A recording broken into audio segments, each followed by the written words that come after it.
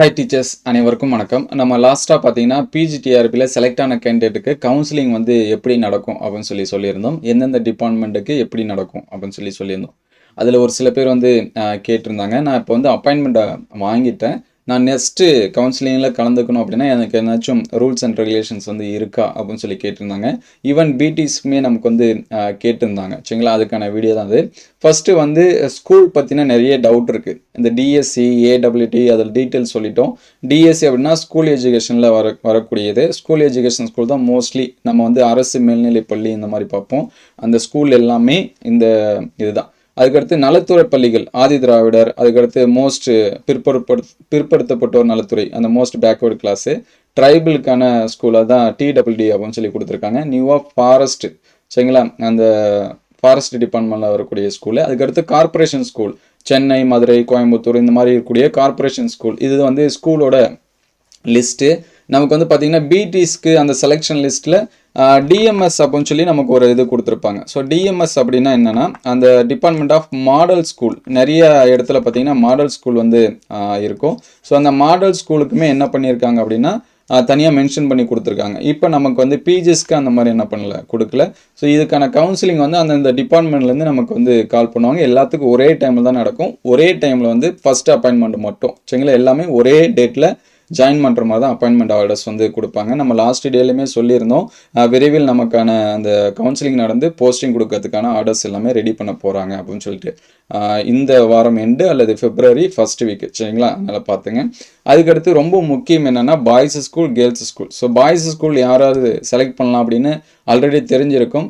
So இன்னும் ஒரு சில பேருக்கு டவுட்டு கூட இருக்கலாம். ஸோ தெரிஞ்சவங்க பார்த்துங்க. தெரியாதவங்களுக்கு வந்து என்னென்னா பாய்ஸ் ஸ்கூல் வந்து ஜென் ஸ்டாஃப் வந்து செலக்ட் பண்ணிக்கலாம், லேடி ஸ்டாஃபுமே என்ன பண்ணிக்கலாம், செலக்ட் பண்ணிக்கலாம், சரிங்களா. அதே மாதிரி கேர்ள்ஸ் ஸ்கூல் பார்த்தீங்கன்னா லேடி ஸ்டாஃப் மட்டும்தான் என்ன பண்ண முடியும் அப்படின்னா செலக்ட் பண்ண முடியும். ஸோ ஃபீமேல் கேண்டிடேட் மட்டும்தான் கேர்ள்ஸ் ஸ்கூல் செலக்ட் பண்ண முடியும். அதே கோஎட் ஸ்கூல் பார்த்தீங்கன்னா ஜென் ஸ்டாஃபும் செலக்ட் பண்ணிக்கலாம், லேடி ஸ்டாஃபும் என்ன பண்ணிக்கலாம், செலக்ட் பண்ணிக்கலாம், சரிங்களா. கேர்ள்ஸ் ஸ்கூலுக்கு மட்டும் ஜென் ஸ்டாஃப் வந்து என்ன பண்ண முடியாது அப்படின்னா செலக்ட் பண்ண முடியாது. இதுதான் இருக்கிறது. ஸோ நெக்ஸ்ட்டு வந்து ட்ரான்ஸ்ஃபர். இப்போ பிடிக்கு பார்த்தீங்க, பிடிஸோட அந்த ஆர்டர்ஸில் பார்த்தீங்கன்னா இவ்வளோ வருஷம், ஒரு குறிப்பிட்ட வருஷம் இதில் வந்து ஒர்க் பண்ணணும், இந்த டிபார்ட்மெண்ட்டில் இந்த ஸ்கூலில் ஒர்க் பண்ணணும் அப்படின்னு சொல்லிட்டு மென்ஷன் பண்ணி கொடுத்துருப்பாங்க. ஸோ இப்போ எங்களுடைய அப்பாயின்மெண்ட் ஆர்டர்ஸ் எல்லாமே அந்த மாதிரி எந்த ஒரு ரெகுலேஷனுமே இல்லை, சரிங்களா. நீங்கள் மினிமம் இந்த இயரில் வந்து இத்தனை வருஷம் வந்து ஒர்க் பண்ணணும் அப்படின்னு சொல்லிட்டு நாங்கள் ஆர்டர்ஸ் வாங்கும்போது இல்லை. அது இயர் வைஸ் வந்து என்ன பண்ணோம் அப்படின்னா சேஞ்சஸ் ஆகும். அந்தந்த அப்பாயின்மெண்ட் ஆர்டர்ஸ் கொடுக்குறப்ப அந்த டைரக்டர்ஸ் வந்து ஒரு சில ரூல்ஸ் அண்ட் ரெகுலேஷன் போடுவாங்க. 3 வருஷம் ஒர்க் பண்ணணும், 5 வருஷம் ஒர்க் பண்ணணும், இந்த மாதிரி போடுவாங்க. ஆனால் அந்த கவுன்சிலிங் நடக்கிறப்ப, சரிங்களா, இப்போ உதாரணத்துக்கு பார்த்தீங்கன்னா மோஸ்ட்லி இப்போ மே மந்த் வந்து கவுன்சிலிங் வந்து நடக்குது. ஸோ நாங்கள் வந்து பார்த்தீங்கன்னா 2020 அப்பாயின்மெண்ட் ஆனோம். அந்த கொரோனா பேட்ச், அந்த கொரோனா டைம் அப்படிங்கிறதுனால அதுக்கடுத்து பார்த்தீங்கன்னா 22 தான் கவுன்சிலிங் நடந்துச்சு. அதுக்கடுத்து 23, அதுக்கடுத்து 24 இந்த மாதிரி கண்டினியூஸாக நடந்துகிட்ருக்கு மே மந்தில். ஸோ ஃபஸ்ட்டு, சரிங்களா, 2023க்கு மட்டும், அது 20க்கு முன்னாடி பார்த்தீங்கன்னா ஒரு ரெகுலேட் கொடுத்துட்டாங்க. 3 வருஷம் மினிமம் ஒர்க் பண்ண இருக்கணும், அவங்க தான் அடுத்த கவுன்சிலிங்கில் கலந்துக்க முடியும் அப்படிங்கிற மாதிரி. அதனால் நிறைய பேர் வந்து அஃபெக்ட் ஆனாங்க. அதுக்கடுத்து 2022லேருந்து பார்த்தீங்கன்னா எந்த ஒரு ரெகுலேஷனுமே இல்லை. நியூவாக ஜாயின் பண்ணவங்களும் என்ன பண்ணிக்கலாம் அப்படின்னா கவுன்சிலிங்கில் வந்து ஜாயின் பண்ணிக்கலாம்னு சொல்லி கொடுத்துட்டாங்க. ஸோ அதனால் நமக்கு இந்த டைம், சரிங்களா, அந்த அப்பாயின்மெண்ட் ஆர்டர்ஸ் வந்து கொடுக்குறப்ப தான் தெரியும் என்ன ஏதாவது வந்து ரெகுலேஷன்ஸ் வந்து இருக்கா, 3 வருஷம் 5 வருஷம் ஒரே ஸ்கூலில் ஒர்க் பண்ணணும் அப்படின்னு சொல்லிட்டு. ஈவன் அந்த மாதிரி இருந்தாலுமே அடுத்து நடக்கூடிய ட்ரான்ஸ்ஃபர் கவுன்சிலிங் அப்போ ஒரு ஜிஓ நமக்கு வந்து கொடுப்பாங்க. இந்த இதெல்லாமே ஃபாலோ பண்ணி நீங்கள் நடத்துங்க.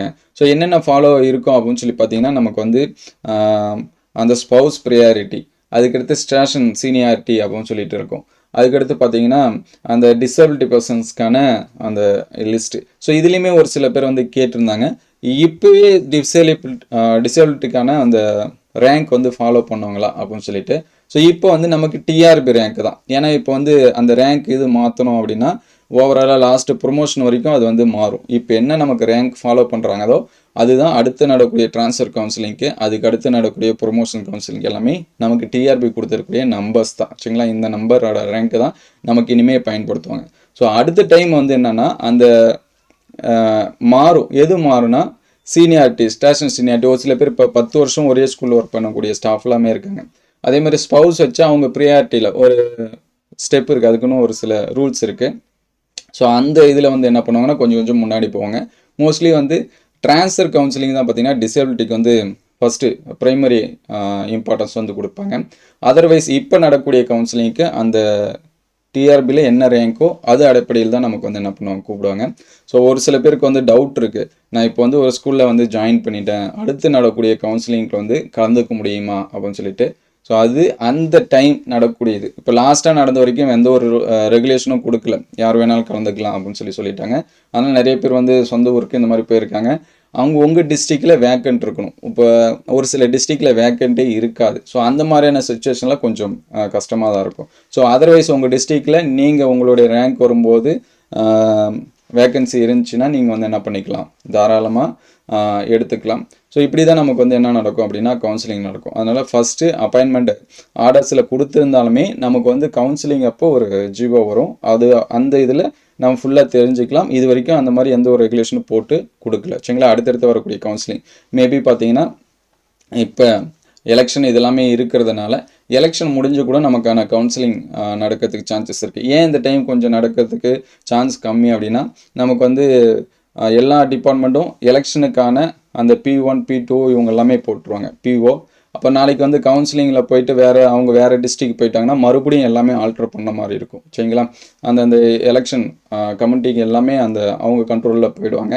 அதனால் கொஞ்சம் மாற்றுறது கஷ்டமாக இருக்கும். அதனால் அந்த எலெக்ஷன் முடிஞ்ச பிறகு நமக்கான கவுன்சிலிங் ப்ராசஸ் வந்து நடக்கிறதுக்கு சான்சஸ் இருக்குது. அதாவது ட்ரான்ஸ்ஃபர் கவுன்சிலிங். சரிங்களா? அதனால் நியூவாக அப்பாயின்மெண்ட் ஆகக்கூடிய டீச்சர்ஸ் எந்த ஒரு கவலைப்படாதீங்க. ஃபஸ்ட்டு உங்களுக்கு நியரஸ்ட்டு ஸ்கூலாக இருக்கா அப்படின்னு சொல்லி பாருங்கள். ஸோ இல்லாத பட்சத்தில் நம்ம வந்து பின்னாடி தான் போய் ஆகணும். நான் வந்து ஃபஸ்ட் ரேங்க் எடுத்திருந்தேன் எனக்கு கிடச்சிருக்கும் அப்படிங்கிற இதே கிடையாது. ஈவன் ஃபஸ்ட் ரேங்க் எடுத்தவங்க ஜென்ரல் கேட்டகரியில் இருக்கிறவங்களே அவங்க டிஸ்ட்ரிக்டில் வேக்கண்ட் இல்லைனா மற்ற டிஸ்ட்ரிக் தான் வந்தாகணும். சரிங்களா?